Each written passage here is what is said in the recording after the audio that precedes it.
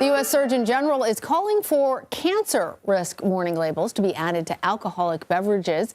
In an advisory released Friday, Dr. Vivek Murthy says that given the conclusive evidence on cancer risks from alcohol consumption, he recommends an update to the already existing warning label on alcoholic beverages to also include cancer risks. Now, this would need congressional approval to actually change.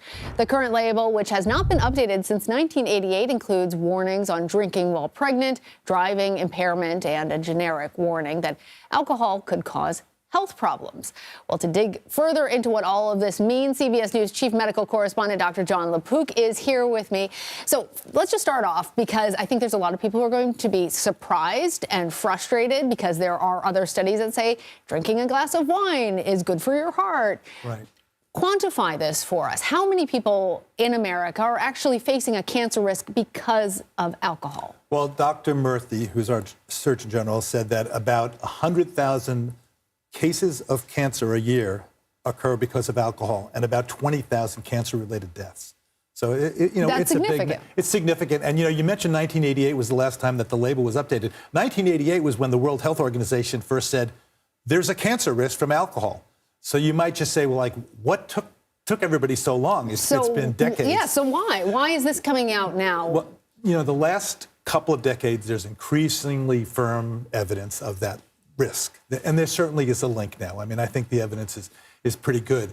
And there was a survey out that found that only 45% of Americans know that there is a risk of cancer related to alcohol. Compare that with 90% of Americans who know that cigarettes cause cancer. So Dr. Murthy said, got to get the word out. And I think when we were discussing the other warnings that are on there, you already know, if you're pregnant, your doctor recommends you don't. If you're drinking and you're going to get into a car, that's a bad idea. Call an Uber or a friend instead.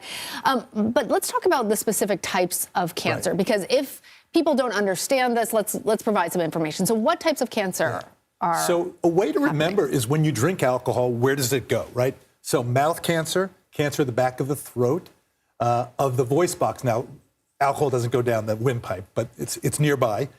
The esophagus, which is the swallowing tube, and then the colon. And then what happens to the alcohol when it's absorbed from the small intestine? It goes to the liver, so liver cancer, and then breast cancer. And the mechanisms are interesting. There are a lot of different theories. One of them is, alcohol is a toxin.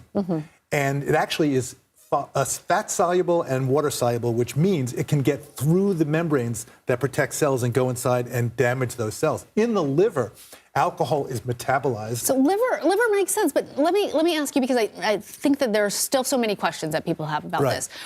Are there differences in the different types of alcohol? And is it a lot of alcohol versus moderate consumption? Quantify this for us, really. Well, the more alcohol, the greater the risk. It's hard to put the exact number of, the increased risk based on this amount of alcohol. They tend to divide it into less than a drink per day. And then if you have a drink a day, 2 drinks a day. And right now, the recommendations, they say, well, a woman, shouldn't have more than a drink a day, and a guy shouldn't have more than 2 drinks a day. But that may need to change, right? Because when you think about the underlying... And are all drinks the same then? Like, is a shot of tequila the same as a glass of Chardonnay?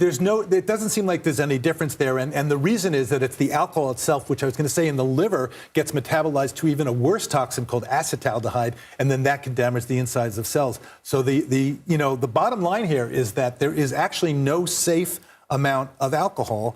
And they just want people to know that. If more than half of Americans don't even know that, people are going to make their own decisions based on their own tolerance. And I want to add one other thing, which is, you may remember the French paradox, right? In the 80s, people said, why you can have 1 or 2 glasses of red wine, that's going to decrease your heart risk. It turns out, if you look back at those studies, it was really tough to do them. It's tough to do them because there are other variables. What's their family history like? What are their exercise and their diet and their exposure to toxins? So it's hard to know for any particular person what their risk is. So I would say the bottom line for people is, if there ever was a time to go to your doctor or your healthcare provider and say, what's my individual risk? Let's talk about the pros and cons. It's now. I like that. And it's a good reminder to speak with your doctor about all these things. Dr. Jon LaPook, thank you.